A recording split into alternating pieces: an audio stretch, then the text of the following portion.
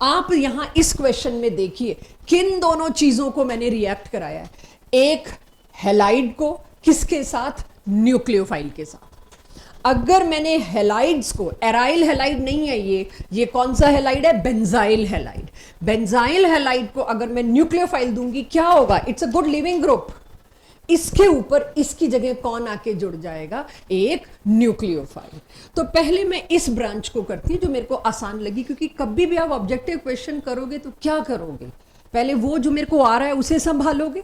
तो पहले जो मुझे दिख रहा है मैं कर सकती हूं, मैं उसको संभालती हूं। मुझे दिख रहा है डीएमएसओ क्या है, polar aprotic solvent. Polar bond का होना, सॉरी पोलर सॉल्वेंट का होना क्यों जरूरी होता था, ताकि पोलर बॉन्ड आए और इस बॉन्ड को वीक कर सके। यही था मेजरली, कि इसको तोड़ने में मदद करने के लिए मेरे को पोलर सॉल्वेंट चाहिए, दोनों ही साइड, SN1 हो SN2 हो, मेरे को पोलर बॉन्ड चाहिए, पोलर सॉल्वेंट चाहिए। तो पोलर सॉल्वेंट ने इस आई को तोड़ा, चलिए ठीक है। एप्रोटिक है, एप्रोटिक का मतलब कोई प्रोटॉन नहीं है मैदान में, प्रोटॉन नाम की चीज ही नहीं है। तो ये न्यूक्लियोफाइल बना, एवरीवन, ये सॉरी ये न्यूक्लियोफाइल निकला यहां से, दिस न्यूक्लियोफाइल निकल जाएगा, राइट। ये बना मेरा लीविंग ग्रुप और ये बना मेरा अटैकिंग ग्रुप। कोई कायरलिटी का सीन नहीं है, सी पे दो दो एच हैं, तो मेरे को इन्वर्जन रिटेंशन की टेंशन ही लेनी यहां पर। ये निकला और ये जुड़ा, देखिए ऐसा ही कुछ हुआ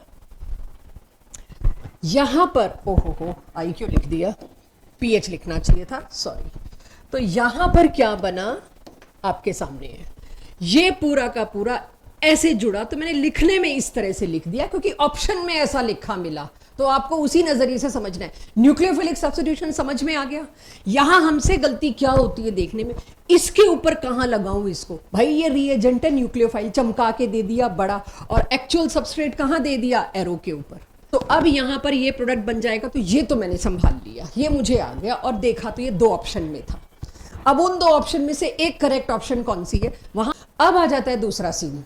दूसरा सीन क्या है, अब के कौन सा सॉल्वेंट है, पोलर ठीक ठाक प्रोटिक, 3-3 फ्लोरीन है, खींच के ऑक्सीजन को इतना ज्यादा डेस्परेट बना रखा होगा कि इसका H इतना हाईली एसिडिक होगा कि निकल के बाहर आएगा, किसी की जरूरत नहीं है इसको। अब ये पोलर प्रोटिक सॉल्वेंट ने दबा के क्या बना रखी है, प्रोटॉन्स। वो प्रोटॉन्स आपको नहीं लगता O नेगेटिव को अट्रैक्ट करेंगे, O नेगेटिव की तरफ अट्रैक्ट होंगे। इस O नेगेटिव की तरफ ढेर सारे प्रोटॉन्स पहुंच जाएंगे, एक ही पहुंच जाए काम खत्म हो लेगा। तो प्रोटॉन्स इसको अप्रोच करेंगे तो इसके नेगेटिव चार्ज को न्यूट्रलाइज करने की कोशिश करेंगे। तो it can not behave as a good nucleophile like it behaved here. बजाय उसके यहां पर क्या हो जाएगा, रेजोनेंस। चाहे यहां H लग भी जाता बच्चों तो भी रेजोनेंस तो था, H लग भी जाता रेजोनेंस था।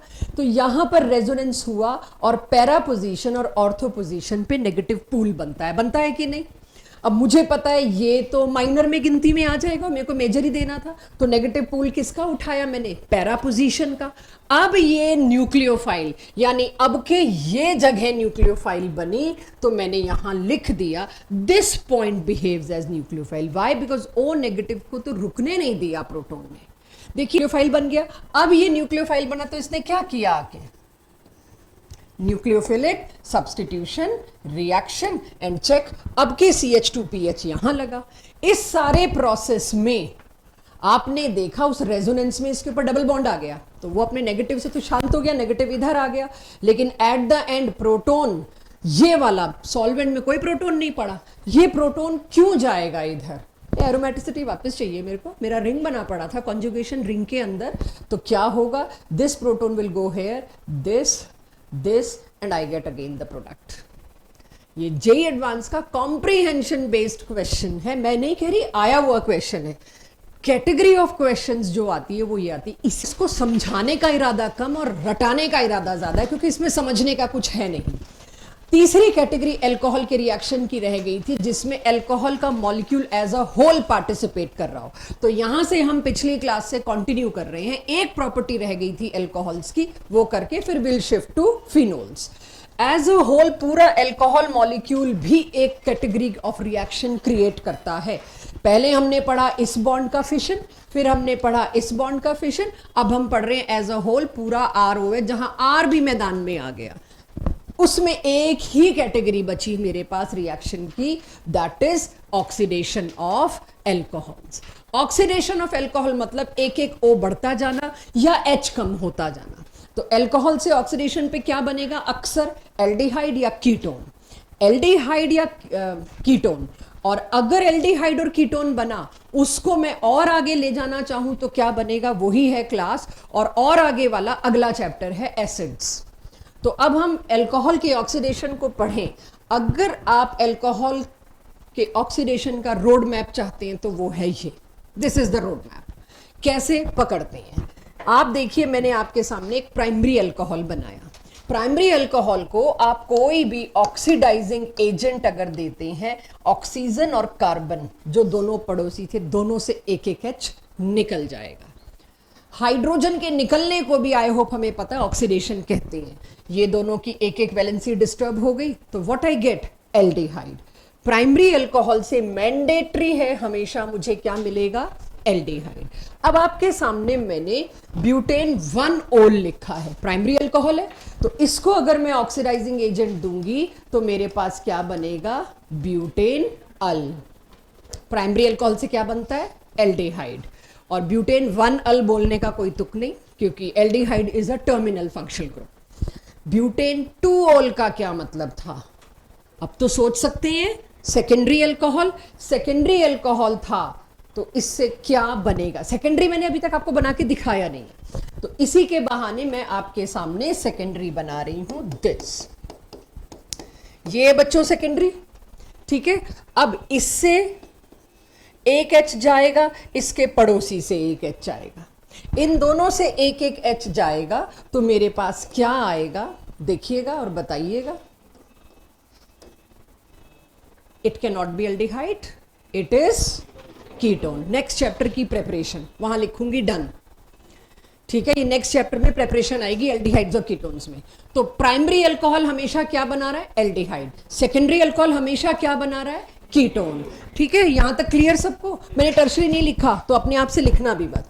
तो अब मैं आ जाती हूं कि एल्डिहाइड और कीटोन बना, एग्रीड, अल्कोहल से ऑक्सीडाइजिंग एजेंट की 2 ब्रांच चलेंगी। एक ब्रांच का मेजर यूज अगले चैप्टर में होगा, एक ब्रांच का भी होगा, बट लेकिन इंफॉर्मेशन इसी चैप्टर में लिखवा रही हूं। माइल्ड ऑक्सीडाइजिंग एजेंट में पहला ऑक्सीडाइजिंग एजेंट, इसकी लिस्ट आपके पास है इसलिए आपको नोट करने की जरूरत नहीं है, सारे एनसीईआरटी में चौथे और पांचवें को छोड़ के। पीसीसी का मतलब क्या है, पिरिडीन क्लोरोक्रोमेट। कहीं पर पिरिडीनियम लिखा हो तो आ मत जाना डाउट्स के लिए, राइट। Pyridine chlorochromate, PCC. इसमें क्या 3 चीजें होती हैं, एक तो क्रोमिक ऑक्साइड CrO3, साथ में पिरिडीन, आप जानते हैं ये बेस है, एक अच्छा सॉल्वेंट है, और उसके साथ एसिड HCl। ये तीनों मिलके अगर आप देते हो, ये एक माइल्ड ऑक्सीडाइजिंग एजेंट है। इन सब में सबसे बेटर ईल्ड इसी में, इसलिए इसको सबसे ऊपर लिख दिया। इससे ये माइल्ड ऑक्सीडाइजिंग एजेंट है। माइल्ड ऑक्सीडाइजिंग एजेंट का मतलब क्या है, आ रही हूं, बट पहले लिस्ट। यानी कि ये क्या है मेरे पास, एक primary alcohol. Why it is better yield, या ये मेरी पहली चॉइस क्यों होना चाहिए। जब आप इसको ऑक्सीडाइज कर रहे हो, चुपचाप जाके सिर्फ अल्कोहल ढूंढता है, प्राइमरी कहां है या सेकेंडरी अल्कोहल कहां है। प्राइमरी को क्या बना देगा, एल्डिहाइड, सेकेंडरी को क्या बना देगा, कीटोन, बाकी किसी चीज को देखेगा भी नहीं। मैं अभी कह सकती हूं यहां पे एल्कलाइन KMnO4 ले लेते, वो भी तो एक ऑक्सीडाइजिंग एजेंट है, वो यहां पे भी 2 OH टांग देता। लास्ट क्लास में आपसे 4-4 मॉलिक्यूल OH के गिनवाए हैं मैंने, तो वो यहां पे भी टांग देता। इसीलिए मेरे को सबसे अच्छा केस मिलता है ये इसको नहीं छूता, और भी बहुत है जो इसको नहीं हाथ लगाएगा स्टिल। दूसरा आता है PDC, इसका नाम क्या है, पिरिडीनियम डाइक्रोमेट, सेम, एवरीथिंग सेम। ये भी प्राइमरी अल्कोहल को कहां तक ले जाता है, एल्डिहाइड, और सेकेंडरी को कहां तक ले जाता है, कीटोन। माइल्ड ऑक्सीडाइजिंग का मतलब है एल्डिहाइड के बाद उसको एसिड में कन्वर्ट नहीं करते, सिर्फ एल्डिहाइड पे रुकना हो। अगर आप देखिए मैंने आपको यहां पर, आपको यहां ऊपर रोड मैप दिया है, पिछली स्लाइड पे दिया है शायद। इस स्टेज पे रोकना अगर है तो मैं क्या लेती हूं, मैं लेती हूं माइल्ड ऑक्सीडाइजिंग एजेंट, वो यहीं पे आके रुक जाएगा, दैट्स इट। और अगर स्ट्रॉन्ग ऑक्सीडाइजिंग एजेंट दिया तो अल्कोहल सीधे किस में पलट के जा सकता है, एसिड।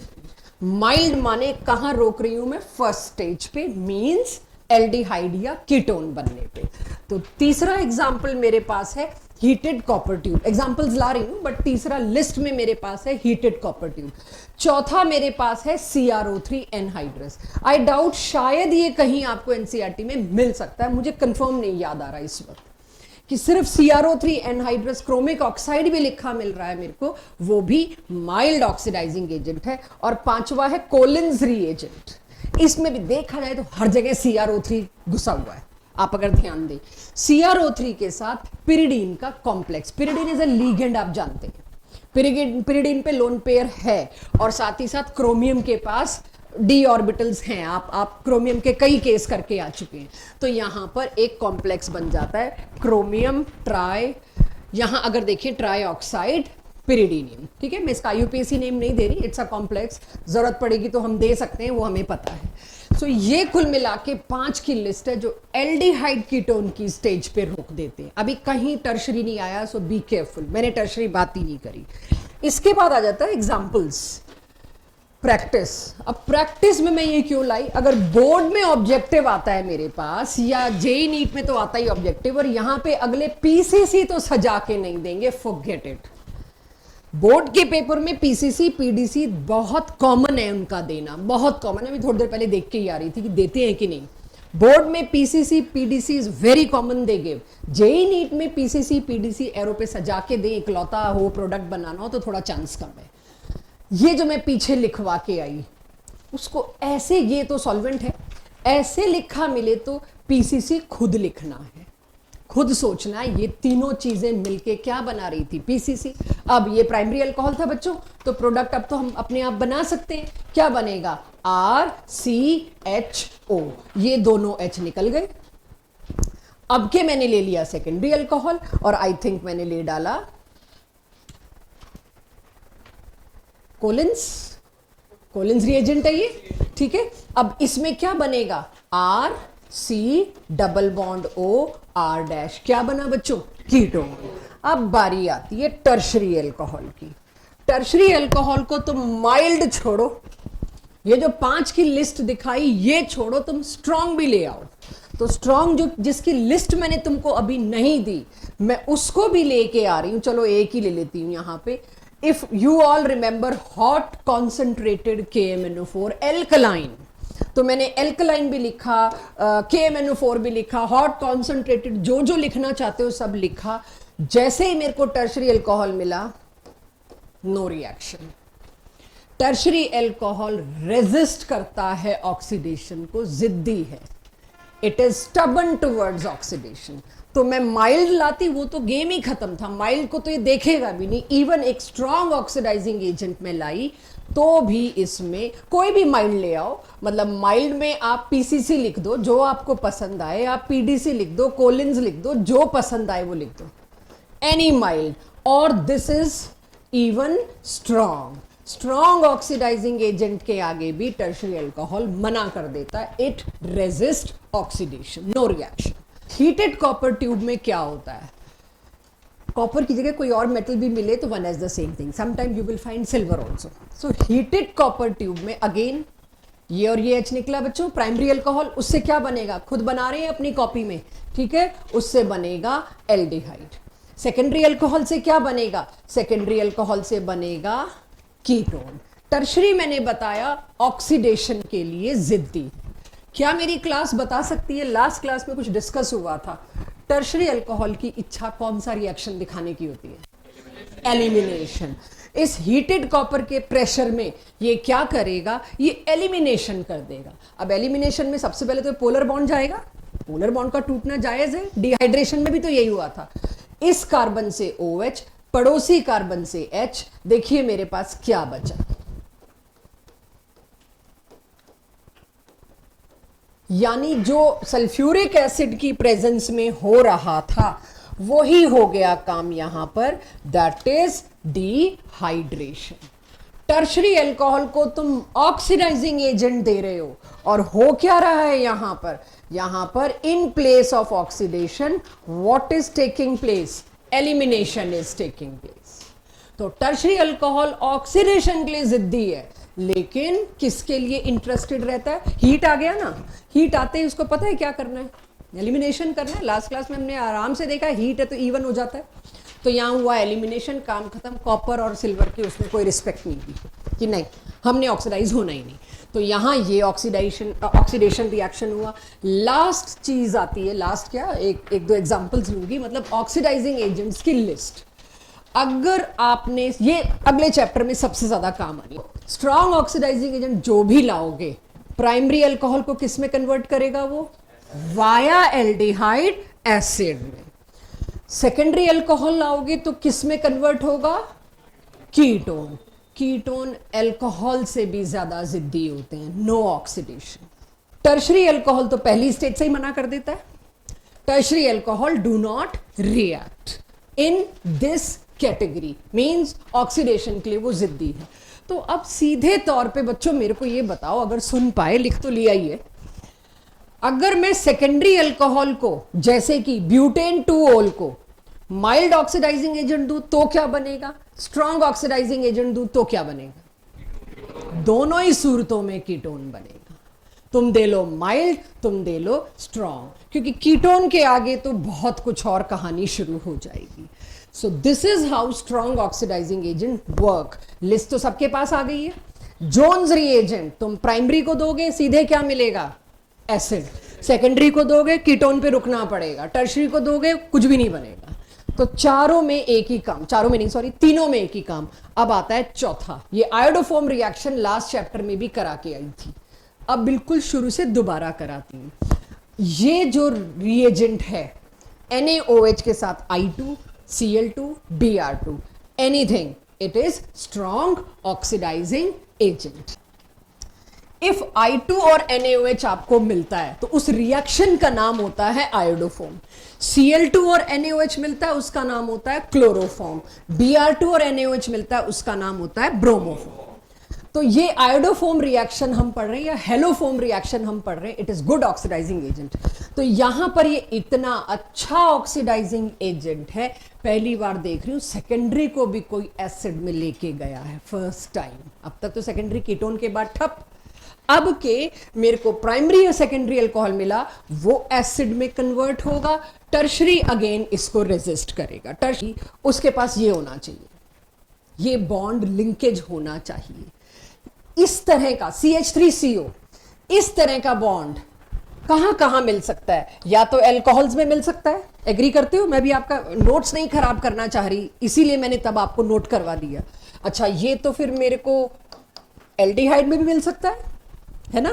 और इसी तरह से ये मेरे को कीटोन्स में, इसी तरह से कीटोन यानी अल्कोहल, एल्डिहाइड, कीटोन, तीनों में आयोडोफोम रिएक्शन होता है। शर्त है ये ईथर में नहीं होता। CH3CO है वो सेगमेंट, ये सेगमेंट ढूंढनी आनी चाहिए आपको बच्चों। तो ये सेगमेंट है मेरे पास, ये सेगमेंट है, खाली इससे तो काम नहीं चलना, मेरे को रिएक्शन तो देना पड़ेगा, इसके प्रोडक्ट देने पड़ेंगे, इस पे पता नहीं क्या क्या और सवाल होंगे। CH3CO, CO बॉन्ड के साथ लगा CH3 is sensitive to oxidation. Oxidation चल रहा है ना टॉपिक। CO के साथ लगा हुआ CH3 is sensitive to oxidation. Oxidation क्या होता है? Addition of oxygen, addition of negative species like oxygen, like halogen. कोई भी नेगेटिव एलिमेंट जाके जुड़ रहा है, उस प्रोसेस को आप ऑक्सीडेशन कहते हैं। तो NaOH और I2 ने मिल के बनाया NaOI, very strong oxidising agent. जब ये NaOI बना होगा, ये इतना स्ट्रॉन्ग ऑक्सीडाइजिंग एजेंट है कि ये क्या करता है, मैं डायरेक्ट आपको प्रोडक्ट सिखवा रही हूं यहां पे, इसी बॉन्ड को तोड़ देता है। C से bond cleavage is a big deal. C single bond C अब तक नहीं तोड़ा है हमने, जितनी ऑर्गेनिक हम पढ़ चुके हैं। मैं सिंगल बॉन्ड की बात कर रही हूं, पाई की नहीं कर रही। इस सिंगल बॉन्ड को तोड़ना इज अ बिग डील, और वो सिर्फ अब तक एक एजेंट आया, NaOH प्लस I2, Cl2 या Br2। ये क्या करता है? CO बॉन्ड के साथ लगा हुआ CH3 उस के बॉन्ड को ऑक्सीडाइज कर देता है, तोड़ देता है। और तोड़ के क्या करता है? 3H की जगह क्या लग जाता है? तीन halogen, it can be I3, it can be Br3, it can be Cl3 end of course 1H आ गया। ये क्या चीज बनी? ये बना आयोडोफोम। पिछले चैप्टर में मैं यहां तक पहुंचा के लाई हूं भाई, आयोडोफोम बन गया, इसीलिए इसका नाम हेलोफोम रिएक्शन रख दिया। बाकी बचे हुए हिस्से का क्या हुआ? लास्ट चैप्टर में हमने कोई खास इस पे बात नहीं करी, कन्वर्जन वाले दिन फटाफट करा दिया था बस। लास्ट हिस्सा, आखिरी हिस्सा जो बचा वो कितने कार्बन का है? एक कार्बन का। रिजल्ट इज एक कार्बन का एसिड। फॉर्मिक एसिड होता है HCOOH। अब एसिड और मेटल साथ साथ एक बीकर में है, ऐसा हो नहीं सकता उसका H सब्स्टिट्यूट ना हो। यह मैं आपको शुरू से बता रही हूं, कहीं मेटल है तो वो एसिडिक H की जगह लेगा, एंड में आपको इसको H+ और H2O देके हटाना पड़ सकता है, दैट डिपेंड्स। ये है मेरे पास आयोडोफोम रिएक्शन पहली बार। मुझे बताओ ये देगा? ये भी कोई और अल्कोहल है और सेकेंडरी अल्कोहल है, ये बात ध्यान रखना। This was primary, this is secondary. क्या इसमें CH3CO बॉन्ड है? सिंगली बॉन्ड, मैं डबल नहीं ढूंढ रही। CH3CO है जी, बिल्कुल है। CH3CO होते ही it is eligible to undergo iodoform. बस इसको तोड़ के पहले तो मैं क्या बना दूं? आयोडोफोम। बाकी हिस्से का मैंने आंख बंद करके क्या बनाना है? एसिड। चेक, यही हो रहा है। नोट आप कर चुके हैं पहले। इसकी खूबी, ये भी डबल बॉन्ड को हिट नहीं करता क्योंकि इसकी तो शर्त ही एक है, CH3CO।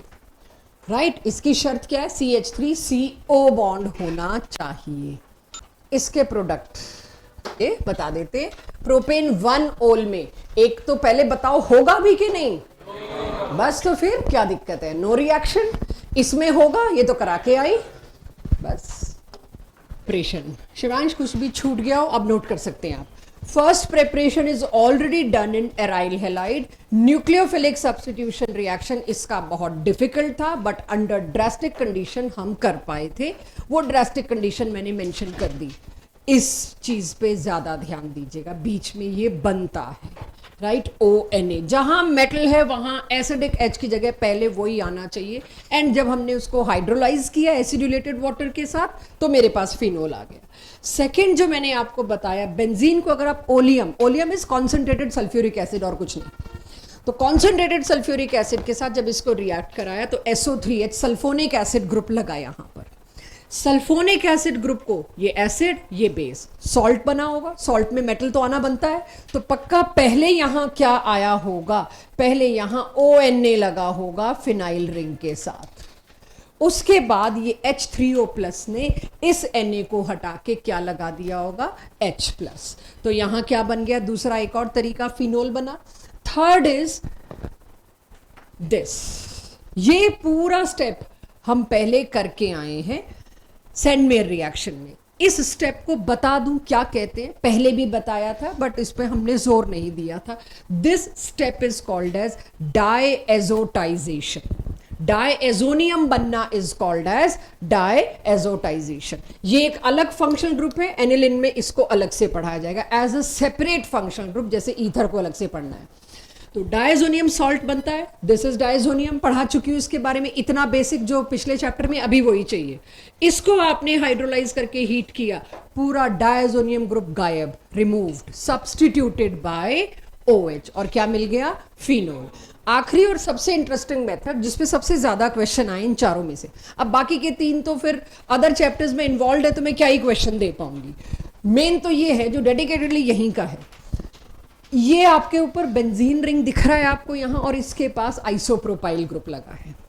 इसका आप IUPAC नेम दे भी दें तो मैं उसमें उतना इंटरेस्टेड नहीं हूं। इसका कॉमन नेम फेमस है क्यूमीन, और बोर्ड में रेपिटेटिव क्वेश्चन है, give reaction of preparation of phenol from cumene. I don't know why it is so much interested, इतना इंटरेस्टेड क्वेश्चन कहां से दिख रहा है ये, बट ये आता है बड़ा डायरेक्ट। मुझे तो नहीं लगता बट ये सी आता है। क्यूमीन का मैंने किया डायरेक्ट ऑक्सीडेशन, सीधे ऑक्सीजन। जब ऑक्सीजन दिया तो ये वाला जो सेकेंडरी हाइड्रोजन, जो सेकेंडरी नहीं tertiary, my bad, tertiary hydrogen of alkane is easily oxidisable. कोई लंबे चौड़े कैटलिस्ट नहीं लाने पड़े। ये वाला टर्शरी H जो है ये हटा और इसकी जगह क्या आ गया, परऑक्साइड लिंक OOH। अब मैंने इस CH3 को ऊपर कर दिया तो ये वाला H रिप्लेस किससे हो गया, परऑक्साइड लिंकेज से। ऑक्सीजन पूरा ऐड हो गया तो ऑक्सीडेशन तो है ही है, ये हुई ऑक्सीडेशन। तो यहां जो भी बना आपको दिख रहा है परऑक्साइड लिंकेज आई। अगेन एसिडुलेटेड वाटर दिया तो उससे क्या हुआ, जस्ट चेक। जो हिस्सा मैं बता रही हूं इस हिस्से को देखिए, ये निकला बाहर, ये निकला बाहर। तो इस कार्बन का और इस ऑक्सीजन दोनों की वैलेंसी डिस्टर्ब हुई तो दोनों के दोनों क्या कर लेंगे, डबल बॉन्ड बना लेंगे और बाहर निकल के क्या बन गया, एसीटोन। तो यहां पर ये कीटोन की प्रेपरेशन में भी आएगा। यहां क्या बना, एसीटोन। बचा हुआ क्या है, ये H इधर गया और क्या मिला मेरे को, मतलब OH गया, क्या मिला मेरे को, फिनोल। यानी अगर कहीं से आप क्यूमीन ले आए, फिनोल तो आ जाएगा। Acetone is a byproduct. This byproduct is very popular. This byproduct cover up cost of this making. मतलब ये पूरा जो इंडस्ट्री है इसको बाय प्रोडक्ट बहुत कवर अप करता है because it is again a very good solvent. So ये 4 मेथड ऑफ प्रेपरेशन थे। अब आप कहा मैं आपको क्या दे रही हूं, एक एल्कीन का रिएक्शन बेंजीन के साथ। ऐसे सोचूं तो कुछ नहीं समझ आ रहा। जब तक आप ऑर्गेनिक के क्वेश्चन करते वक्त ये सोचोगे कौन से चैप्टर से होगा, नहीं आएगा। डोंट थिंक ये कहां से है, आप नहीं अलॉट कर सकते इसको चैप्टर। क्या सोचना है, एनहाइड्रस AlCl3। इसका काम क्या होता है, इसका काम होता है होमोलिटिक फिशन। यहां मैंने ना कुछ गलती की है, एक क्वेश्चन में एक मिस्टेक लग रही है मुझको। नहीं, homolytic fission, heterolytic fission, sorry. इसको क्या चाहिए होता है, इलेक्ट्रॉन पेयर चाहिए होता है। ये क्या करेगा, अब यहां तो एक ही लेबाइल बॉन्ड नजर आ रहा है मेरे को, और तो कोई लेबाइल बॉन्ड नजर आ नहीं रहा। ये बॉन्ड टूट के कैसे जाएगा, किस तरह से, पूरा का पूरा पाई बॉन्ड ये लेके जाने की कोशिश करेगा, ठीक है। और उसके चक्कर में इस पे क्या चार्ज आएगा, प्लस कार्बोकेटाइन। कार्बोकेटाइन में तो जी शिफ्ट होगी, ठीक है। कार्बोकेटाइन में क्या होगी, शिफ्ट होगी। जब कार्बोकेटाइन में शिफ्ट होगी तो कौन सा कार्बोकेटाइन बन जाएगा, सेकेंडरी। यानी यहां पर क्या बनेगा, अब कोई सोचता रहा ये बेंजीन में कराया था, ये कहां कराया था, नहीं, यही बनेगा। This is cumene. The moment I get cumene, वही सब कुछ, और आई गेट फिनोल।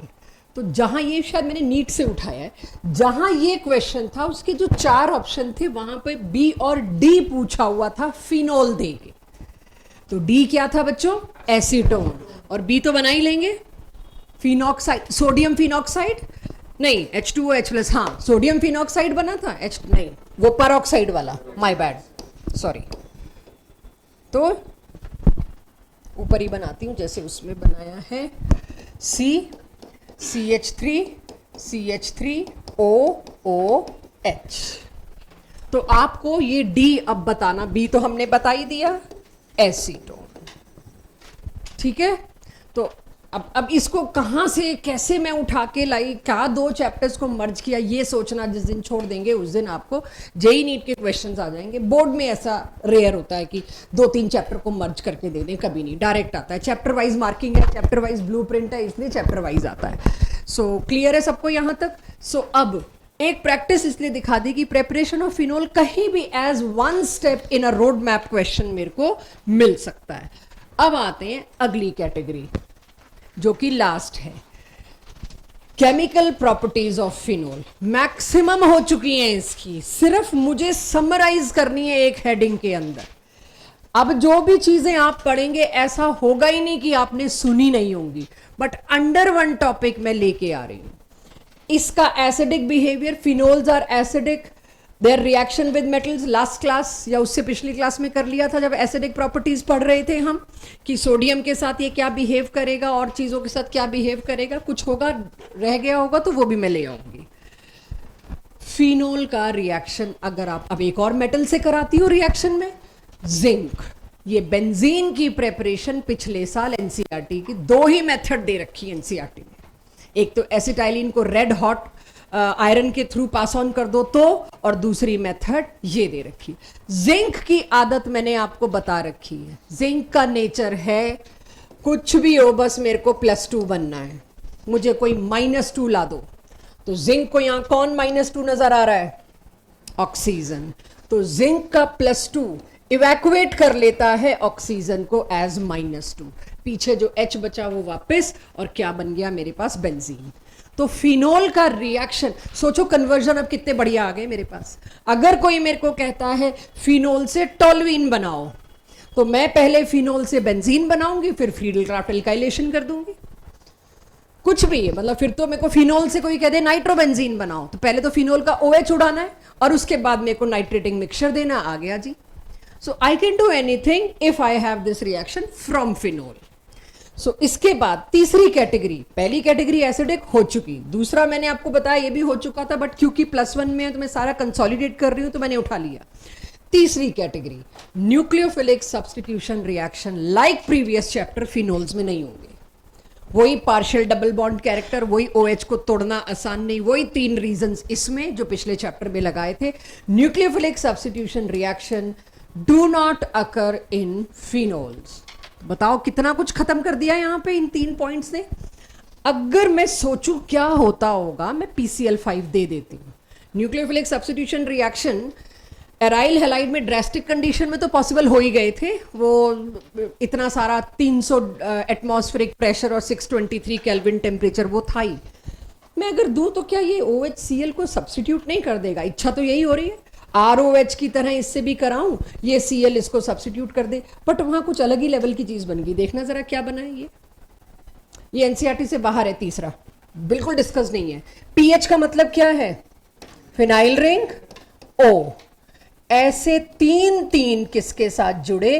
फास्फोरस के साथ। फास्फोरस की वैलेंसी 5 हो सकती है, एक्सपैंड हो सकती है, तो ये बॉन्ड तो नहीं टूटा, OH बॉन्ड तो नहीं टूटा, तो न्यूक्लियोफिलिक सब्स्टिट्यूशन रिएक्शन नहीं हुआ। हाँ, PCl5 के साथ मेजरली रिएक्ट करके ये बना। ये न्यूक्लियोफिलिक सब्स्टिट्यूशन रिएक्शन नहीं। आई होप आपको पता लग रहा है, ये बॉन्ड तो तोड़ा ही नहीं मैंने यहां पर, तो it is not nucleophilic substitution reaction. किस कैटेगरी में आएगा ये? इसने क्या बिहेवियर दिखाया? फिनोल ने क्या रिलीज किया अपना? H, तो ये एसिडिक प्रॉपर्टी में शायद आ जाए, राइट? एटलीस्ट न्यूक्लियोफिलिक सब्स्टिट्यूशन में तो नहीं आएगा। So why phenols do not undergo nucleophilic substitution reaction? Repeat as previous chapter. You want to write it, you can, so that आपको, हाँ जी, answer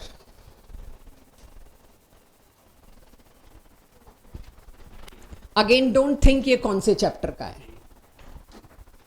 most difficult to protonate. Protonation का मतलब क्या होता है? Addition of proton. प्रोटोन क्या ढूंढता आता है? Lone pair. इसका लोन पेयर गुम नहीं हो जाएगा रेजोनेंस में? इसमें कोई रेजोनेंस नहीं, तो इजीली तो मैंने पूछा ही नहीं था। इसमें कोई रेजोनेंस नहीं, इसमें कोई रेजोनेंस नहीं। सबसे ज्यादा डिफिकल्ट टू प्रोटोनेट वो है जिसका लोन पेयर घूम गया। तो ये तो एस्टरिफिकेशन डन। एस्प्रिन का फॉर्मूला याद दिलाओ, क्या था? एस्टरिफिकेशन में आया था ना एस्प्रिन, क्या था? बेंजीन रिंग के ऊपर क्या क्या लगा होता है? वो तो था सैलिसाइलिक एसिड, COOH और OH, उसको देते थे हम एनहाइड्राइड। हाँ, ग्रिग्नार्ड का रिएक्शन फिनोल से कराऊं तो क्या होगा? फिनोल को PHOH को ग्रिग्नार्ड से रिएक्ट कराऊं, RMgX प्रोडक्ट। मेरे को बीच का कुछ नहीं चाहिए। एल्केन RH, ग्रिग्नार्ड को तुम जो मर्जी प्रोटॉन डोनर दे दो, किसी शक्ल में दे दो, वो एक ही काम करेगा। ग्रिग्नार्ड का दिस और ये क्या बनेगा? RH alkane. ये तुमको पूछ पूछ के मैं जलील ही करती रहूंगी। 6th इलेक्ट्रोफिलिक सब्स्टिट्यूशन रिएक्शन, पिछला चैप्टर एराइल हैलाइड, वही सब कुछ फिर से सुनिए। ये फिनोल, इसके आसपास न्यूक्लियोफाइल क्यों नहीं आ सकता? 6 इलेक्ट्रॉन का रिंग, रिपेल प्लस, ये इजीली अपना रिंग वैसे भी तोड़ता नहीं है, डिस्टर्ब नहीं करता। 6 इलेक्ट्रॉन का रिंग, और उस पर तुम एक न्यूक्लियोफाइल भेजोगे, हाई रिपल्शन, 2 न्यूक्लियोफाइल नहीं रिएक्ट कर सकते। सेम इशू विद रेडिकल, तो क्या बचता है? सिर्फ इलेक्ट्रोफाइल। कैसे भी करके इलेक्ट्रोफाइल बनाओ और रिंग पे भेजो। रिंग पे भेजोगे तो ऑर्थो और पैरा में से कहीं भी लग जाएगा, मेजर क्या होगा, पैरा। इलेक्ट्रोफिलिक सब्स्टिट्यूशन रिएक्शन में एक खास बात ध्यान देने वाली, जब पिछले चैप्टर में हो रहा था मैंने डायरेक्टिव इन्फ्लुएंस पूरा करा दिया था। दो एक्टिवेटिंग है तो किसकी चलेगी, एक डीएक्टिवेटिंग एक एक्टिवेटिंग है तो किसकी चलेगी। और मेरे टेस्ट का क्वेश्चन अगर आपको याद हो, दो रिंग थे, उस पे लगा हुआ था अमाइड, एक रिंग पे सी डबल बॉन्ड ओ था, और ये काफी बच्चों का गलत हुआ था, कुछ का सही भी था, खैर ऐसी बात नहीं है। जैसे कि ये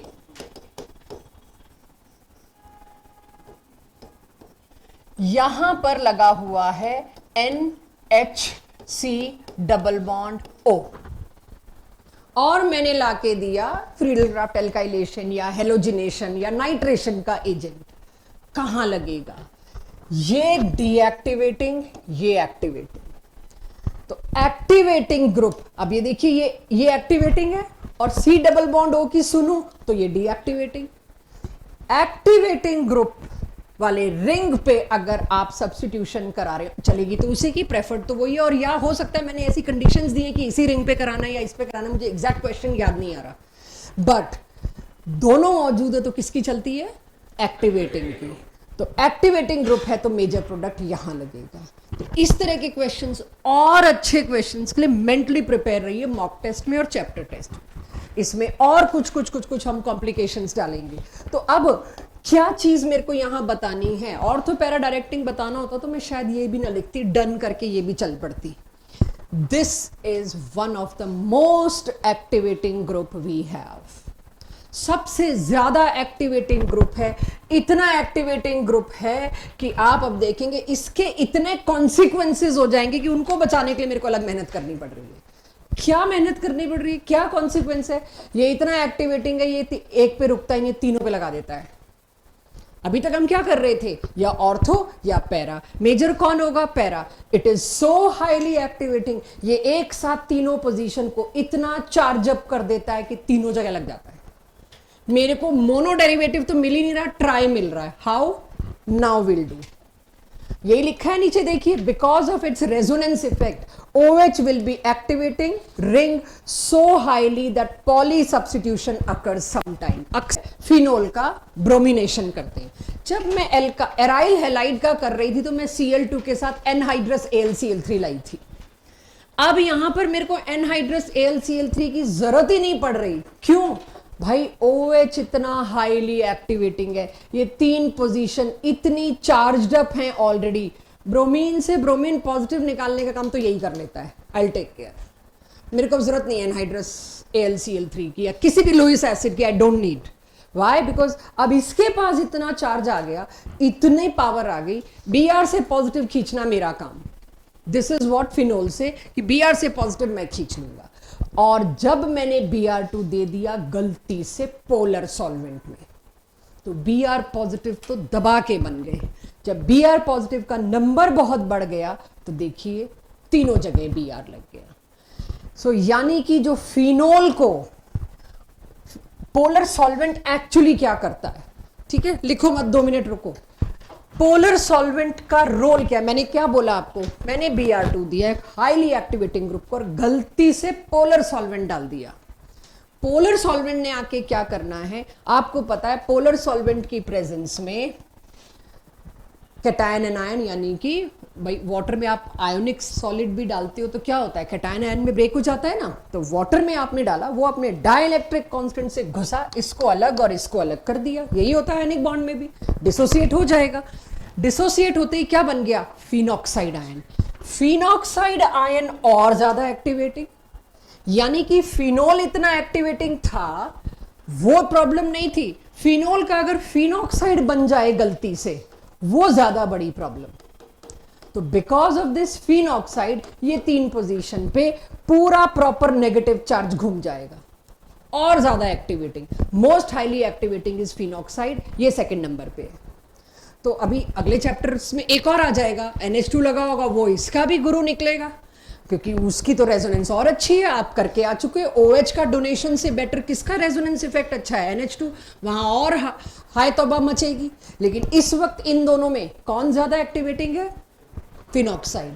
फिनॉक्साइड आयन बनते ये इतना एक्टिवेटिंग है, यहां जो Br प्लस बनेंगे, अब आप देखो मैंने लोइस एसिड नहीं लिया है, this will take care, Br positive तो ये निकाल मारेगा यहां से, तो Br पॉजिटिव यहां पे निकलेंगे, I get white precipitate of tribromophenol. इतना बड़ा मेरे को एक मॉलिक्यूल मिल गया, तीन जगह ब्रोमिनेशन, तो पॉली हेलो कंपाउंड बन के आ गया।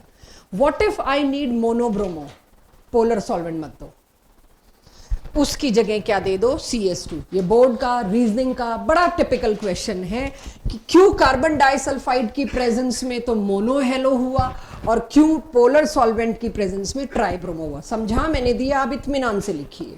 जो मेजर माइनर यानी कार्बन डाइसल्फाइड, अच्छा अब नॉन पोलर सॉल्वेंट हम बदल दें तो फैल मत जाना, कार्बन डाइसल्फाइड की जगह मैं ईथर दे दूं या उसकी जगह मैं कोई और CCl4 दे दूं, कोई भी नॉन पोलर सॉल्वेंट दे दूं, रिजल्ट एक ही होगा, मोनोब्रोमिनेशन, जिसमें para will be major and ortho will be minor.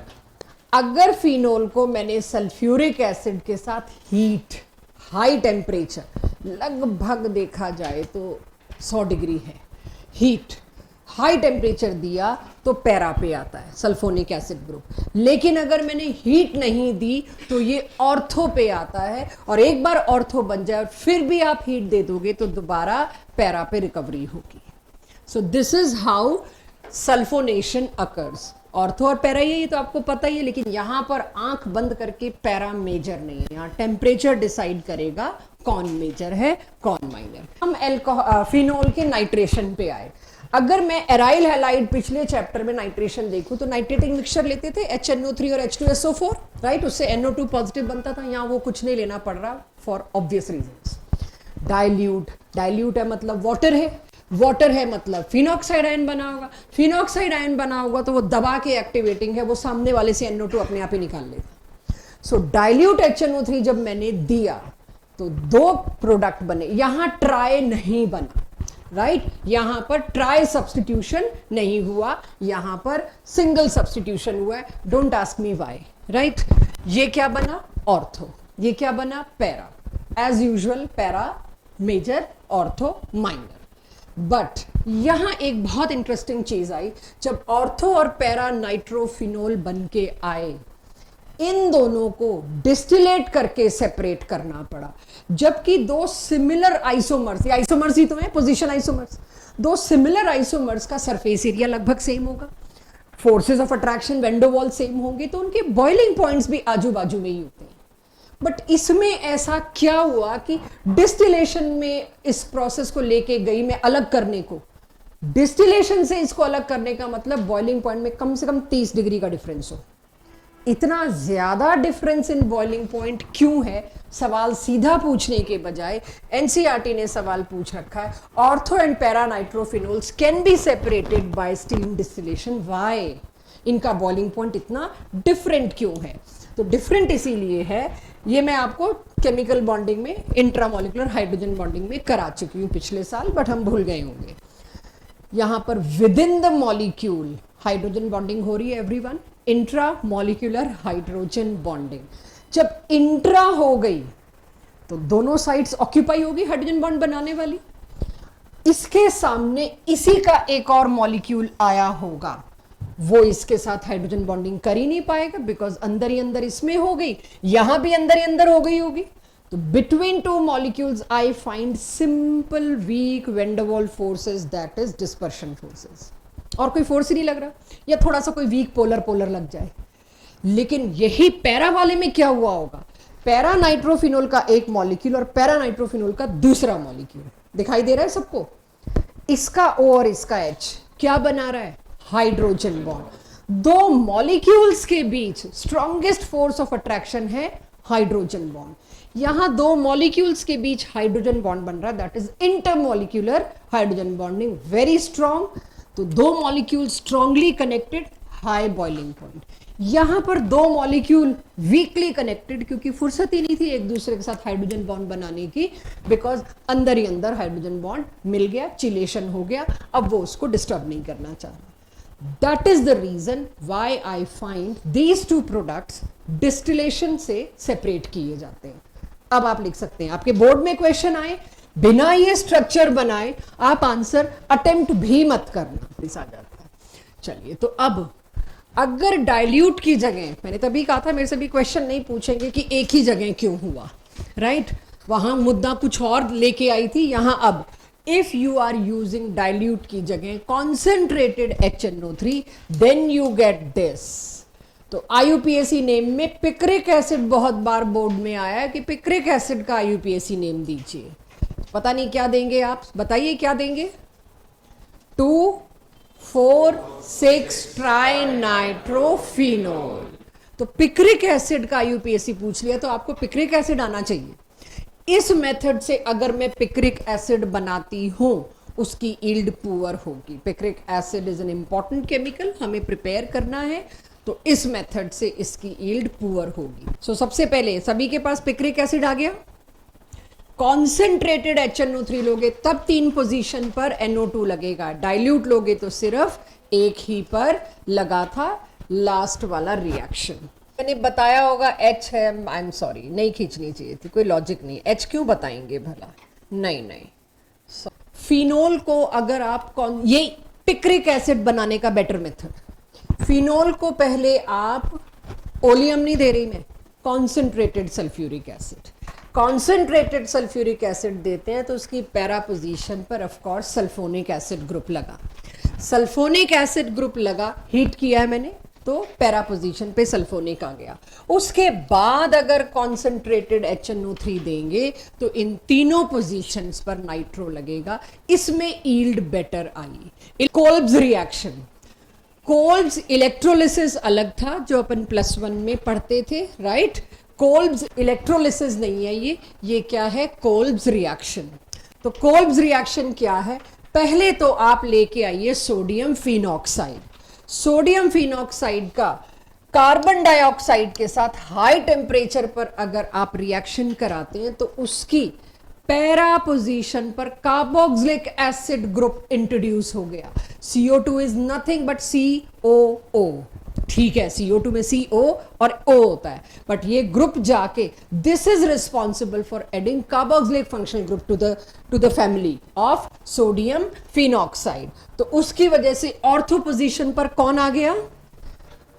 COONA। Again metal को रिमूव करने के लिए मुझे क्या करना है? एसिडुलेटेड वाटर देना है, H+ से वॉश कर देना है इसको, ये बाहर निकल गया और मेरे पास क्या आया? लास्ट क्लास में हमने इसी से एस्प्रिन बनाया था, सैलिसाइलिक एसिड। दोनों रिएक्शंस को हम कंबाइन कर सकते हैं, आइडेंटिफाई दिस, और उसके बाद इसका एस्टरिफिकेशन करा के मैं आपसे एस्प्रिन आइडेंटिफाई करवाऊँ। ये डिफिकल्ट इसलिए लिखा कि डिफिकल्ट टॉपिक नहीं है, इसका ऑक्सीडेशन इज रियली डिफिकल्ट। जैसे टर्शरी एल्कोहल रेजिस्ट करते थे ऑक्सीडेशन, वैसे ही फिनोल का oxidation is a difficult process, right? क्योंकि ये डिफिकल्ट प्रोसेस है तो मैं इसके लिए स्ट्रॉन्ग ऑक्सीडाइजिंग एजेंट अकेले पे डिपेंड नहीं कर रही, साथ में एक स्ट्रॉन्ग कॉन्सेंट्रेटेड एसिड भी डाल रही। तो मैंने K2Cr2O7 और H2SO4 कॉन्सेंट्रेटेड डाला, तब जाके इसका ऑक्सीडेशन हुआ, एडिशन ऑफ ऑक्सीजन, और ये क्या बना? बेंजोक्विनोन। कीटोन है दोनों के दोनों। कहीं देखा है हमने पिछले साल इसको? Tautomerism, we have seen this in tautomerism, ये स्ट्रक्चर। चलिए, राइमर टाइमन रिएक्शन की मैं बात करूं, फिनोल, वेरी इंटरेस्टिंग रिएक्शन। ये क्या है? क्लोरोफॉर्म। और ये क्या है? तो हमें पता ही है, एक्वस NaOH, एक्वस KOH, कुछ भी ले लें, एल्कली है ये। तो फिनोल का क्लोरोफॉर्म और एल्कली के साथ जब आप रिएक्शन करते हैं, आप मुझे एक थोड़ा सा याद दिलाइए, कितने रिएक्टिव इंटरमीडिएट्स पढ़े हैं हमने अब तक? 3। कौन से? Carbocation, कार्बोएनायन, radical, carbene, नाइट्रीन। और मैंने तब भी कहा था +1 में जब कार्बीन पढ़ा था, इकलौता रिएक्शन है तुम्हारे सिलेबस में जिसमें कार्बीन आएगा, तो वो जब आएगा उस दिन याद दिलाऊंगी, यहां कार्बीन है। तुम 2021-22 तक के क्वेश्चन में नीट और जेई में देख लो, इंटरमीडिएट पूछ रखा है, बोर्ड्स के ऑब्जेक्टिव में देख लो, इसका इंटरमीडिएट पूछ रखा है, कार्बीन। पहली बार आएगा आज कार्बीन मेरे पास आफ्टर GOC पार्ट 1। एनीवेज, जब ये मेरे सामने आता है, इफ आई गो टू बिल्कुल बेसिक NCERT फर्स्ट, NaOH और ये दोनों मिलके क्या करते हैं, यहां पर एक इंटरमीडिएट बनता है CCl2, इसको क्या कहते हैं, कार्बीन। कार्बीन एक इलेक्ट्रोफाइल है, ऑक्टेट पूरा नहीं है ना इसका, इट इज एन इलेक्ट्रोफाइल। ये इलेक्ट्रोफाइल इसकी ऑर्थो पोजीशन पे जाके अटैक करता है, वहां से H निकालता है, अपने साथ जोड़ता है और ये ग्रुप जोड़ता है। उसके बाद NaOH, एक्वस NaOH तो है मेरे पास। एक्वस NaOH जब मैंने दिया, दोनों Cl, न्यूक्लियोफिलिक सब्स्टिट्यूशन रिएक्शन, ये Cl भी उड़ जाएगा, ये भी उड़ जाएगा, इसकी जगह कौन आ जाएंगे, 2 OH। एनसीईआरटी ने इसके बाद सीधे वो दे दिया बिना कुछ एक्सप्लेन किए कि हो क्या गया बीच में। इस चैप्टर में अब तक अल्कोहल्स में एक रिएक्शन, एक डाउट, एक क्वेश्चन, एक कैटेगरी रोक रखी है जो अब हो जाएगी मुझसे। अगर एक ही कार्बन पे 2 OH है, टिक ही नहीं सकते। जेमाइनल डाइओल बनते ही बिगड़ेगा, बनते ही उसको पता है इतना अच्छा लिविंग ग्रुप है, क्यों इतना रिपल्शन झेलूं 2 OH। जैसे ही दोनों पास आए, वाटर नाम का लिविंग ग्रुप निकलना तय है। अगर इसमें से वाटर निकला तो क्या बचेगा, इस कार्बन की एक वैलेंसी डिस्टर्ब हो गई, इसकी एक वैलेंसी डिस्टर्ब हो गई, क्या आ गया, एल्डिहाइड। यहां ONA क्यों लिखा है मैंने, I hope we all know. जब NaOH बेस और phenol acid, acid base reaction, salt बनना तो तय है, तो वो ONA चले जा रहा है। अब इस Na को हटाने के लिए मैंने H+ दिया, एंड व्हाट आई गेट, सैलिसैल्डिहाइड। इसका IUPAC ट्राई करे कोई, नेक्स्ट चैप्टर में वैसे एल्डिहाइड में यही मिलेगा, सैलिसैल्डिहाइड, सैलिसैलिक के IUPAC करेंगे आप। IUPAC 1 ओल नहीं, प्रीफिक्स आएगा, ओल 2 सफिक्स नहीं हो सकते ना। Hydroxy, 1 hydroxy benzaldehyde, special name, 2 hydroxy, sorry 2 hydroxy benzaldehyde. तो ये राइमर टाइम एंड रिएक्शन जो हम लास्ट क्लास में पढ़ रहे थे, उसी को कंटिन्यू करूं। इफ क्लोरोफॉर्म को मैं CCl4 से रिप्लेस कर दूं तो क्या होगा, मैकेनिस्टिक अप्रोच सेम रहेगी। पहले मुझे पता होना चाहिए CCl4 और NaOH क्या करेगा। ये इंटरमीडिएट बना, मिला मुझको, तो एक Cl हटा बिकॉज ऑफ ऑब्वियस रीजन कि Na है यहाँ पर। यहाँ क्या बन गया, CCl4, ये कार्बीन नहीं, CCl3 पॉजिटिव, ये कार्बीन नहीं है, ये क्या है, कार्बोकैटायन, जिसपे 3 क्लोरीन लगे, हाईली अनस्टेबल, हाईली अनस्टेबल। तीनों क्लोरीन क्या कर रहे हैं, विड्रॉइंग। हेलोजन के तो लोन पेयर FME में कंट्रीब्यूट ही नहीं करते, आपको पता है, हेलोजन का तो ये वाला इफेक्ट डोमिनेट करता है। बहुत ही अनस्टेबल इंटरमीडिएट बना, आपको इंटरमीडिएट का यहाँ आइडिया होना जरूरी है। जैसे ये इलेक्ट्रोफाइल बना, ये कहाँ गया, पैरा पे नहीं गया, ये गया ऑर्थो पे। तो ऑर्थो पे जब ये लगा, अगेन NaOH तो सोल्यूशन में प्लेंटी है। उसके बाद क्या हुआ, 3 OH यहाँ आके लग गए, वेरी ऑब्वियस। नाउ 3 OH मैंने लास्ट क्लास में बताया था, एक कार्बन पर 2 एल्कोहलिक ग्रुप नहीं लग सकते, क्योंकि एक बहुत अच्छा लिविंग ग्रुप उसमें है, वाटर। तो यहाँ वही हुआ, ये एक बहुत अच्छा लिविंग ग्रुप बन के निकला, तो यहाँ डबल बॉन्ड आ जाएगा, राइट। अगर यहाँ डबल बॉन्ड आ जाएगा तो मेरे पास क्या बनता है, ये ONA एज इट इज है, C के साथ डबल बॉन्ड, ये रहा डबल बॉन्ड, इधर क्या था, OH। लेकिन OH ONA क्यों हो गया, when I am giving base, acidic H तो एक एक करके सब्स्टिट्यूट हो जाते हैं। तो इस तरह से मेरे पास यहां भी Na+, यहां भी Na+। तो जैसे ही मैं इसको एसिडुलेटेड वाटर दूंगी, दोनों Na हटेंगे और मेरे पास क्या आ जाएगा, सैलिसाइलिक एसिड। तो पिछली बार हमने क्या बनाया था, सैलिसैल्डिहाइड, अब के हमने क्या बनाया, सैलिसाइलिक एसिड। यहाँ पर जेई और नीट के हिसाब से और कौन से टेस्ट हैं जो आपको कभी भी पूछे जा सकते हैं।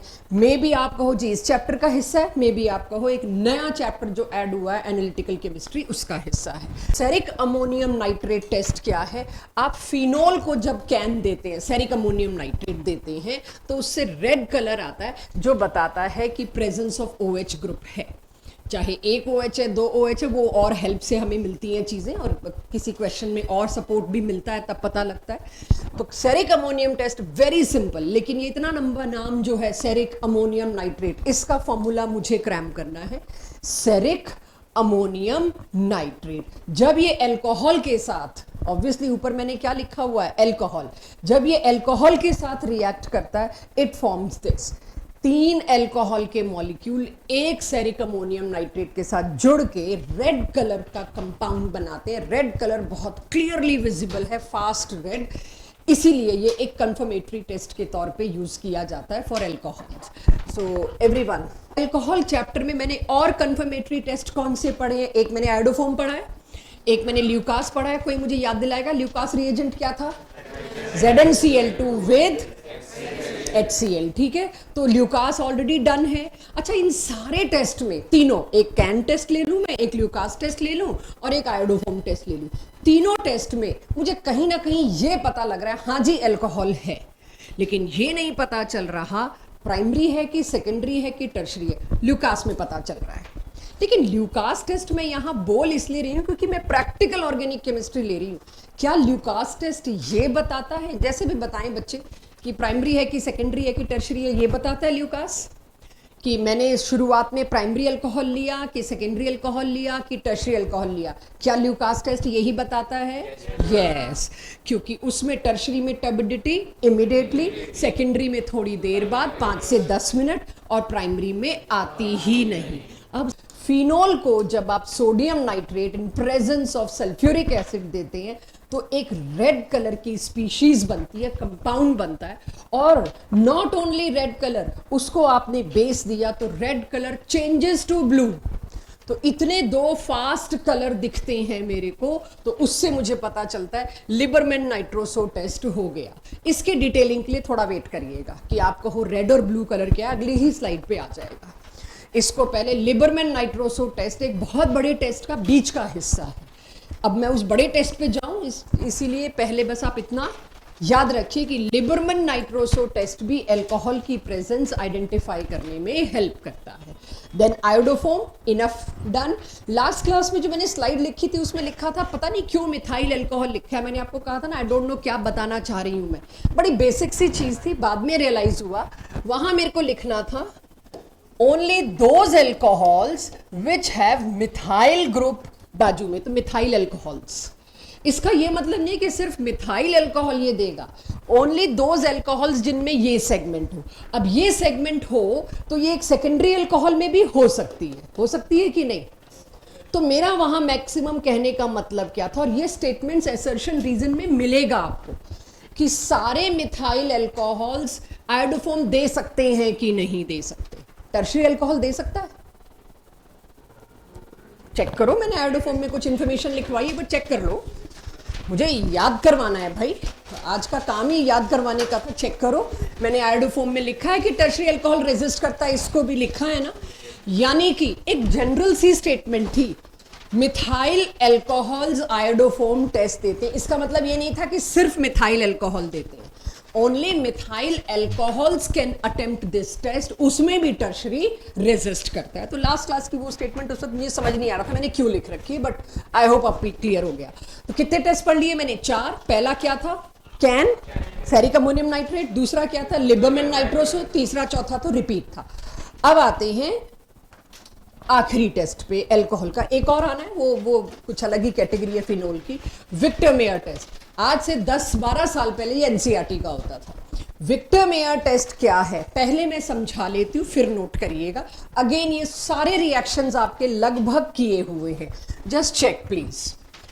Primary alcohol, secondary alcohol, tertiary alcohol, समझना तीनों एक साथ। 3 अलग अलग टेस्ट ट्यूब में ये अल्कोहल्स है, मुझे आइडेंटिफाई करना है कौन सा प्राइमरी, कौन सा सेकेंडरी, कौन सा टर्शियरी। तीनों में पहला स्टेप क्या है? मैंने आयोडीनेशन मतलब न्यूक्लियोफिलिक सब्स्टिट्यूशन रिएक्शन किया है, और P+I2 से। कहीं कोई कल को SOCl2 लिख दे, मान लेना, HCl विद ZnCl2 लिख दे, मान लेना, HBr लिख दे, मान लेना, मतलब न्यूक्लियोफिलिक सब्स्टिट्यूशन करके एक हेलोजन लगाई है तीनों जगह, राइट? तो P+I2 क्योंकि नाम के साथ है इसलिए हम प्रेफर करेंगे कि बाय नेम में P+I2 दूं। तो मैंने तीनों जगह पे क्या किया, अल्कोहल की जगह आयोडीन लगाया, nucleophilic substitution reaction alcohol, preparation of alkyl light का पहला मेथड ये था। उसके बाद आपको याद होगा KNO2 दोगे तो ONO लगता है, AgNO2 दोगे तो NO2 लगता है। तीनों को मैंने क्या दिया? AgNO2। तीनों जगह क्या हुआ? आयोडीन की जगह क्या लग गया? NO2। देख पा रहे हैं? यहां से टेस्ट शुरू हो जाता है मेरे पास। अब अगर आप ये देखो, जब NO2 लग गया है उसके बाद मैं देती हूं नाइट्रस एसिड। HONO लिखा है, आप इसको HNO2 भी मेंशन कर सकते हैं, जैसे मर्जी आपको अच्छा लगे। नाइट्रस एसिड दिया तो यहां पे नाइट्रोलिक एसिड बना प्राइमरी में। नाइट्रोलिक एसिड को आपने बेस NaOH दिया तो you get categorically fast red colour, confirms the presence of primary. Secondary में क्या हुआ, जहां मैंने नाइट्रस एसिड दिया अब के नाइट्रोलिक एसिड नहीं बना, आप देख सकते हैं।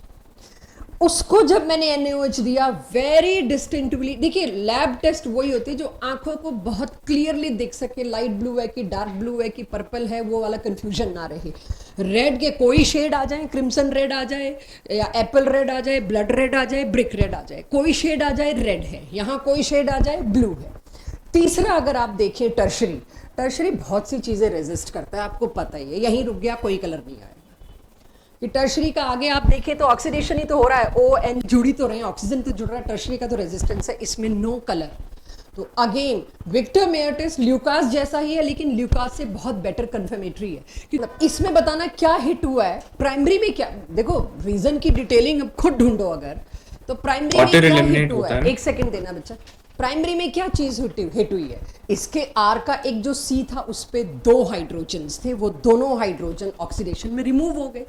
सेकेंडरी में यहां पर एक ही हाइड्रोजन था, वो एक रिमूव होगा तो डबल बॉन्ड आ नहीं पाएगा, इसीलिए। ठीक है, यस हमने बहुत जगह पढ़ा है पिंक, मुझे सिर्फ ये चेक करना है एंटी किसको एक्सेप्ट करेगा, वायलेट को या पिंक को, बस। तो वायलेट कलर, अब ये टेस्ट समझिए क्या है। फिनोल, फिनोल की एक बहुत बड़ी प्रॉपर्टी मैं आपको पढ़ा के आई हूं, दैट ये एसिडिक है। किसी भी एक्टिव मेटल, रिएक्टिव मेटल से इसको रिएक्ट कराओगे, इसका H गायब होगा। वही हुआ यहां पर, जब मैंने FeCl3 दिया, इसका ये H हटा और आयरन के साथ 3 फिनॉक्साइड आयन जाके लग गए और Cl और H ने मिलके क्या बना लिया होगा, HCl। तो यहां पर ये जो बना है complex, it is responsible for colour and that colour is violet colour. ये टेस्ट हर उस अल्कोहल के पास मिलेगा जिसमें डबल बॉन्ड के साथ OH लगा है, तो यहां फिनोल में भी यही है। तो बस हमें ये कंफर्म करना है वायलेट कलर इसका है या इसका पिंक है और वाइस वर्सा। तो वायलेट और पिंक में जो कंफ्यूजन है, मुझे सिर्फ यही चेक करना है कि क्या पता पिंक इसका और हम इसको इसमें कंफ्यूज कर रहे हैं। तो विनाइल अल्कोहल्स में भी न्यूट्रल FeCl3 वाला टेस्ट होगा। सभी लोग अगर देखें तो क्या है, फिनोल और उसके साथ क्या है, एनहाइड्राइड। इसके कॉमन नेमिंग आपको मिलनी है, बट इसको मैंने थैलिक एनहाइड्राइड लिखा है। दिस ये एरोमेटिक है बच्चों, दिस। अगर ये हमने कॉमन नेमिंग में लास्ट ईयर्स में किया भी है, अगर यहां पर ये दोनों आते हैं तो इसको कहते हैं phthalic acid, right, phthalic acid है ये। और यही दोनों के दोनों एसिड ग्रुप मिलके अगर यहां से वाटर रिमूव कर दें तो एनहाइड्राइड बन गया, ये रहा। इसको कहते हैं थैलिक एनहाइड्राइड। एनहाइड्राइड लिंकेज है, आप देख लीजिए O के साथ ये CO पूरा ग्रुप लगा हुआ है, दिस इज एनहाइड्राइड। जब आप एनहाइड्राइड अगले चैप्टर में पढ़ेंगे, एस्टरिफिकेशन में भी आगे डिटेल पढ़ेंगे, तो ये बॉन्ड टूटता है उसका, काफी लिबाइल बॉन्ड, पोलर बॉन्ड यही है, ये टूटता है।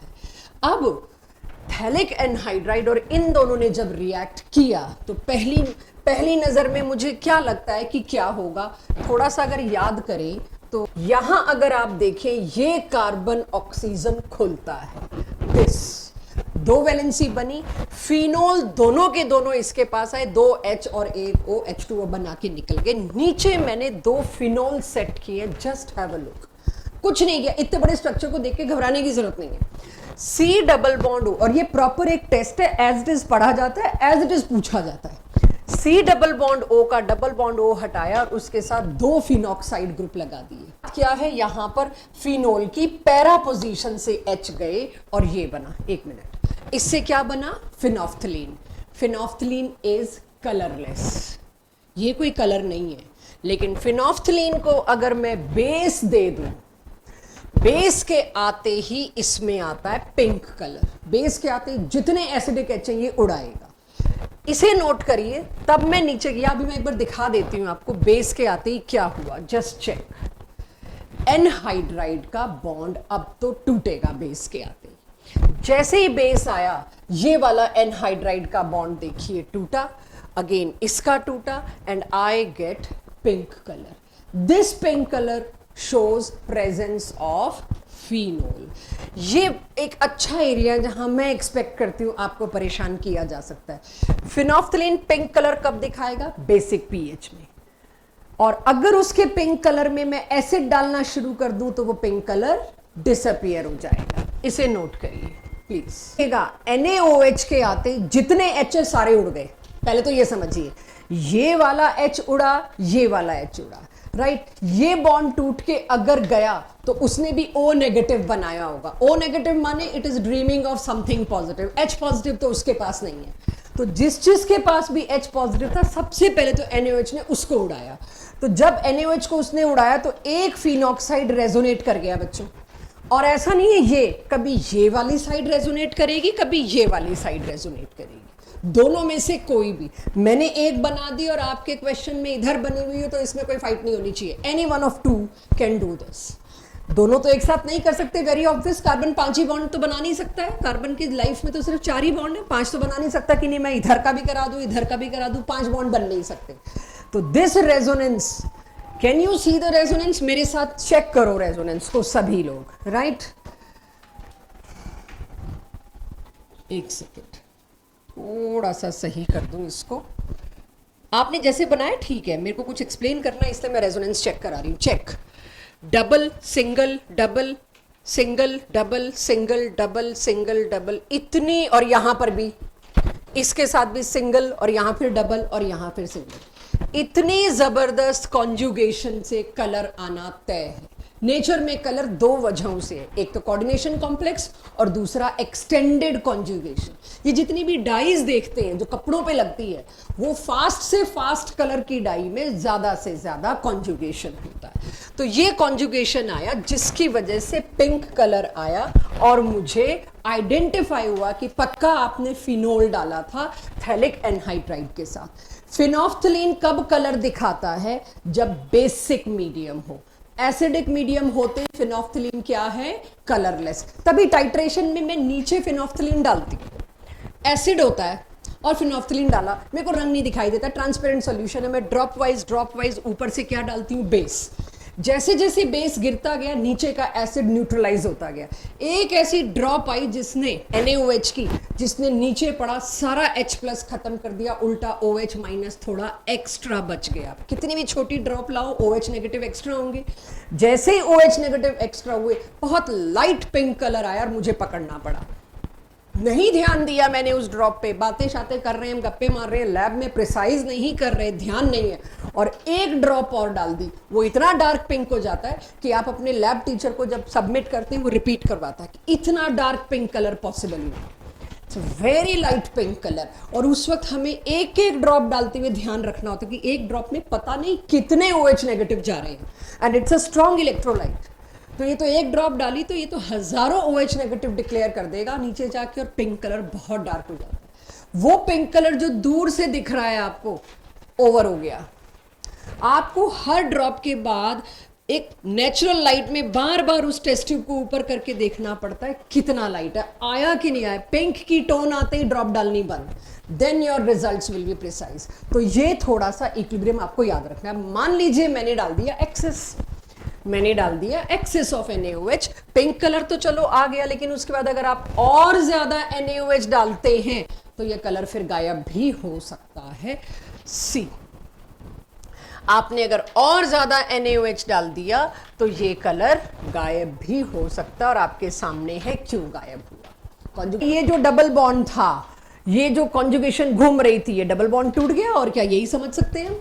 तो कॉन्जुगेशन ब्रेक हो गई, excess of NaOH। This is phenolphthalein test. तो क्वेश्चन नंबर 22 DPP 4 का क्वेश्चन 22 ऑब्जेक्टिव सभी लोग निकालिए। उसमें मुझे कहा गया इस रिएक्शन में प्रोडक्ट बताओ। बस बातें अवॉइड कर लो बच्चों।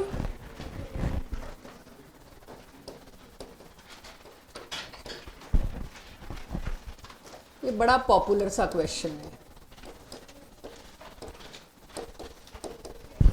मैं H प्लस लिख रही हूं, आपको पता है इसमें कॉन्सेंट्रेटेड H2SO4 लिखा हुआ है। अब सबसे पहले H प्लस क्या करता है, प्रोटोनेट करता है जाके एल्कोहलिक ग्रुप को। दो एल्कोहलिक ग्रुप है, किसको प्रोटोनेट करूं मैं, इसको कि उसको। आप कहोगे दोनों टर्शरी बनेंगे OH छोड़ने के बाद। आप जानते हैं अगर ये H प्लस इधर आया, इस H प्लस ने यहां आके क्या करना है, इस H प्लस ने यहां आके इस पे जुड़ जाना है। जब इस पे जुड़ जाना है तो इसको पॉजिटिव चार्ज दे देना है, इसको पॉजिटिव चार्ज दे देना है, तो ये पूरा निकल जाएगा, तो इस पे कार्बोकेटायनिक चार्ज आ जाएगा। ये भी टर्शरी कार्बोकेटायन है, ये भी टर्शरी कार्बोकेटायन है। इस क्वेश्चन में सिर्फ डिफिकल्टी ये थी कौन सा OH, कौन सा कार्बोकेटायन ज्यादा स्टेबल होगा। साइक्लोब्यूटेन रिंग तो पॉजिटिव चार्ज नहीं ले सकता। साइक्लोब्यूटेन पहले ही वो अपने बॉन्ड एंगल से फाइट मार रहा है। साइक्लोब्यूटेन, ब्यूटेन का एंगल होना चाहिए था 109 डिग्री और क्या है 90 डिग्री। अब तुम उसको कार्बोकेटायन बना दो। कार्बोकेटायन बनाने का मतलब क्या है, अब उसका एंगल होना चाहिए 120 डिग्री और तुम क्या एंगल दे रहे हो 90 डिग्री। एंगल स्ट्रेन इतना बढ़ गया कि ब्यूटेन का के ऊपर तो पॉजिटिव चार्ज, साइक्लोब्यूटेन के ऊपर positive charge, not a happening thing if I have other option. तो कार्बोकेटायन तो यही बना दूं, फर्स्ट स्टेप क्लियर है। मेन मुद्दा इसमें फर्स्ट स्टेप का था जो मेरे को लगा आप बच्चों को दिक्कत आई होगी शायद, I am not sure but still. OH CH3 this. अब तो रिंग एक्सपेंशन की बारी दिख रही होगी आपको। चलो बहुत बढ़िया। रिंग एक्सपेंशन के दौरान भी एक मिस्टेक यहां पे यूजुअली देखी गई है, बच्चों से होती है, बट मैं करूं रिंग एक्सपेंशन उससे पहले मुझे लगता है नंबरिंग कर दूं आपको, जैसे पहले मैंने रिंग एक्सपेंशन कराया है वैसे ही। अब देखिए 1 2 3 कहां कौन सा बॉन्ड तोड़ना है पहले मैं पकड़ती हूं। ये बॉन्ड टूट के इधर आ जाए बच्चों, दिस, बजाय सारी नंबरिंग करके ये बता दूं चलेगा। ये बॉन्ड टूटे और ये आ जाए तो कितने मेंबर रिंग बन जाएगी 5। जिस पर 2 मिथाइल लगे हैं उसके पड़ोसी पे लगेगा OH। तो पहले मैं इतना बना देती हूं, 5 मेंबर रिंग बना दूं। जिस पर 2 CH3 लगे हैं उसके जस्ट नेबर पे क्या लगा है OH। और किस पे पॉजिटिव चार्ज आएगा, तुमने इसका बॉन्ड तोड़ लिया तो OH पे। ये एक ऐसा कार्बोकेटायन बना जिसको हम FME के नाम से जानते हैं। अगर कार्बोकेटायनिक चार्ज के पड़ोस में ऑक्सीजन, नाइट्रोजन ऐसी स्पीशीज हैं जिन पे लोन पेयर है, वो इसको रेजोनेट करके हाईली स्टेबलाइज करने की कोशिश करेगी। FME जिसको हम गॉड बोलते थे। तो अगर ऐसा होगा तो फिर it is bound to happen. अब तो फिर इस पे आएगा पॉजिटिव चार्ज। अब इस पे अगर पॉजिटिव चार्ज आ गया, O पे पॉजिटिव चार्ज आता तो क्या है, इस चैप्टर में क्या पढ़ा है मैंने, ये तो अपना एक चीज भागाएगा, दौड़ाएगा। किसको दौड़ाएगा, H, which is happy to leave as H positive. तो देखिएगा इसमें क्या कोई और पॉसिबिलिटी हो रही है, कुछ और मेरे से छूटा हो, गलती हुई हो। क्वेश्चन 22, हाँ जी क्या कह रहे हो बच्चे। अच्छा मिथाइल ग्रुप रह गया, सही कह रहे हो, सही कह रहे हो। तो मिथाइल ग्रुप किस पे आएगा, जिस पे ये इसका ये पड़ोसी यहां, यस मिथाइल ग्रुप छूट गया। चेक। किसी को लगे कि ऐसे नहीं समझ आ रहा तो कॉपी में अपने नंबरिंग कर लो 1 2 3 4 5, ताकि नंबर याद रहे कि 1 पे मिथाइल लगना था, आपने 1 किसको दिया। क्लियर है। तो ये क्वेश्चन एक मुझे कहा गया मुझे कराना चाहिए, वर्थ है। मतलब इससे पहले कि सारे क्लासरूम में डिस्कस्ड पैटर्न्स पे हैं, बहुत सिंपल है।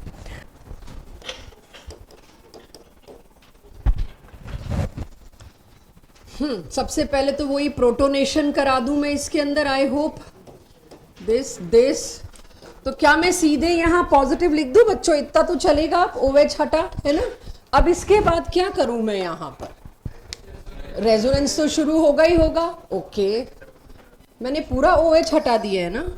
चलो देखो आप प्रोडक्ट एक्सपेक्ट करो, सबसे पहले क्या होना चाहिए, यजत करना कोशिश अगर देख पा रहे हो तो। वैसे है आसान बट स्टिल एकदम से कई बार हाथ नहीं चलता। इसको इधर ले आऊं बच्चों, चलो ले आती हूं। दिस। अब क्या होगा, इधर ये मुझे दिखता है मिथाइल शिफ्ट हो सकता है, क्योंकि ये सेकेंडरी है। जब तक टर्शरी ना बने घुमाते रहो। तो अब इसके बाद मैं इसकी मिथाइल शिफ्ट करवा देती हूं। तो मिथाइल शिफ्ट का मतलब हुआ दिस दिस। पॉजिटिव चार्ज किस पे लगाऊं बच्चों? जहां से मिथाइल निकल के आया, दिस।